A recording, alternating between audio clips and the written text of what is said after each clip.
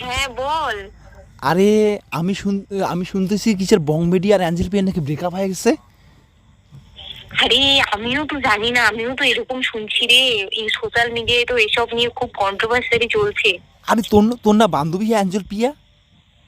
আরে বান্ধবী হলেও ও তো কিছু বলতে চায় না রে, আমি তো কিছু জানি না। আমি অনেকদিন থেকে, অনেকদিন বলতে যেদিন থেকে এসব নিয়ে টোল হচ্ছে, আমি ওকে ফোনও করি না, কথাবার্তা বলি না। ও কিছু বলতে চায় না আমাকে। কি বলিস? আরে আর কইস না, সোশ্যাল মিডিয়া খুললেই বং বেডি আর অ্যাঞ্জেল পিয়ার খালি সমালোচনা জানিয়ে যাস। আরে বুঝিস না, এক হাতে তো তালি বাজে না, দুই হাতেই তালি বাজে। আরে কি আচ্ছা যে ব্যাপার আচ্ছা কিছুই বুঝতে আচ্ছা পারছি এ না। ওদের নাকি ওরা নাকি লাভ ম্যারেজ করবে শুনলাম। আরে ওদের মধ্যে তো রেজিস্ট্রিও হয়ে গেছে। আরে সেদিন আমি খেয়ে আসলাম রেজিস্ট্রির দিন। আরে হঠাৎ করে এগুলো হচ্ছে কি, মানে কি কিছু বুঝতে পারছি না। ওদের কি পার্সোনাল সমস্যা না কোনো? মানে এখন দেখ বং মিডিয়া তো অনেক বড় হয়ে গেছে না, বড় মনে কর একটা সেলিব্রিটি হয়ে গেছে এখন। হ্যাঁ, হ্যাঁ, কি মনে কর বললি? মনে কর এখন তো বং মিডিয়া অনেক বড় হয়ে গেছে না, যে মনে কর বড় সেলিব্রিটি এখন হয়ে গেছে একটা নায়কের মতো। আরে সেলিব্রিটি গুলি মার, যতই সেলিব্রিটি হোক ও তো আগের থেকে অ্যাঞ্জেল প্রিয়ার সাথে কথা বলতো। অ্যাঞ্জেল প্রিয়া না হলে তো আগে ভিডিও করার কোনো মেয়েই ছিল না। আরে হ্যাঁ, অ্যাঞ্জেল মনে প্রিয়া কর তো আমি জানি, দেখ বিপদ আপদে তো মনে কর অ্যাঞ্জেল পিয়াও সাথে ছিল না, এখনো পর্যন্ত আছে। আমি জানি না কি যে হয়েছে। অ্যাঞ্জেল প্রিয়ার সাথে তো আমার কথাই হচ্ছে না কয়েকদিন থেকে। আমি তো ওর বাড়ির ওদিকেও যাই না। ও কিরকম মন মরা হয়ে থাকে। আরে আমি তো চিন্তায় পড়ে গেলাম, দেখ তো এবার সবাই আমাকে জিজ্ঞাসা করতেছে যে আরে আরে আমার বলিস না, আমি ফোনও রিসিভ করছি না, মেসেজ করছি, আমি সেগুলো রিপ্লাই করছি না। আমি এখন কি বলবো বলতো? ইস, সবাই জানে আমি এত কাছের বান্ধবী, আমি হয়তো সব জানি, কিন্তু আমি তো জানলেও মুখ খুলতেই পারছি না বলতো।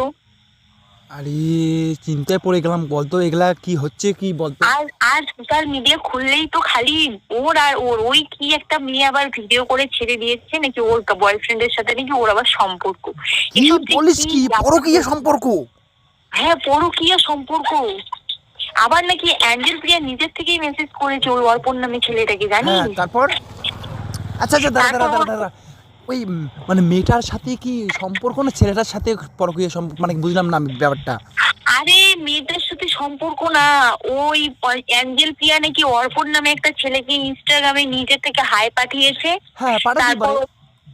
তারপর অর্পণ নামে ছেলেটা দিদি বলে কথা বলেছে, হ্যাঁ। বলার পরেও নাকি ওদের একটা ঘনিষ্ঠ সম্পর্কিত কনভারসেশন হয়েছে ওদের মধ্যে। হুম।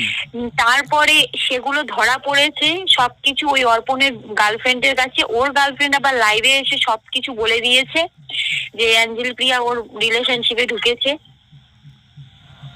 এসব ওহো, নিয়েই ওই আচ্ছা মেয়েটার আচ্ছা। ওই মেয়েটার ভিডিও তো পুরো ভাইরাল হয়েছে, তুই দেখিসনি? আরে আমি তো দেখি নাই, আমি তো আরে আমি তো চিন্তায় পড়ে যাচ্ছি বুঝছিস। আমার মনে হচ্ছে ওদের এই পার্সোনাল ঘটনাটা, হ্যাঁ, হ্যাঁ। এই সোশ্যাল মিডিয়া উঠলো কিভাবে? আরে ব্যাপার আছে এখানে, কেউ আবার জানিস না সবকিছুরই একটা, ওরা সেলিব্রিটি মানুষ, ওরা সবকিছু আরে কিভাবে ঢাকা আরে যায়। জানিস, আবার এক সময় আমার কি মনে হয়, হুম। যেহেতু ওরা কমেডিয়ান আবার প্রাঙ্ক ট্রাঙ্ক করে না, এইটাই একটা ভয় আবার জানিস, যদিও প্রাঙ্ক ট্রাঙ্ক করে দেয়।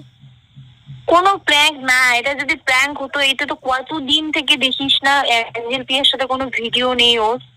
আরে সেটাও এখন ওর পেজটাতেও দেখি এখন আপলোড আসে না বং মিডিয়ার ভিডিওগুলা। আরে বুঝিস না কেন, ওদের মধ্যে সত্যি সত্যি খারাপ সম্পর্ক তৈরি হয়ে গেছে। এখন ওরা বিচ্ছেদ হয়নি, সেটা ওরা নিজেরা আর বলছে। আচ্ছা, আমার তো মনে হয় বিচ্ছেদ হবে না, দেখতে ওটা পুরোনো একটা ভালোবাসা, বিচ্ছেদ এটা কেমন করে হয়? দেখ দেখ কি হয়। আমি তো বাবা ফেসবুকে খুলতেই পাচ্ছি না, অনলাইন আসতেই পাচ্ছি না।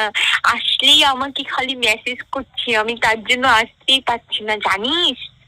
আরে আমি আবার ভাবলাম তুই ওর ফ্রেন্ডশিপে আরে মানে আমি আমি জানলেও তো সবকিছু বলতে পারছি না, বুঝছিস না? মানে তুই একটু, উম, তুই শোন, তুই আমাকে আর ডিস্টার্ব করিস না।